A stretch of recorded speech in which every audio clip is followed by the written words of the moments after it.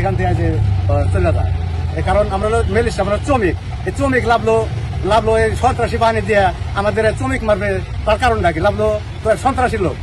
তারা এইভাবে তো দেশের যদি প্রতিনিধি দেওয়া হয় তাহলে লাভলো তো পাবলিক সাধারণ জনগণ তাদেরকে মাইরা সেরতে দিব কারণ আমাদের শ্রমিক শ্রমিকরা কাজ করে খাই আমাদের মারছে তার লোকজন তাহলে এই দেশে কিভাবে আমরা চাই লাভলোর সুস্থ বিচার চাই কারণ আমাদের বিচার চাই।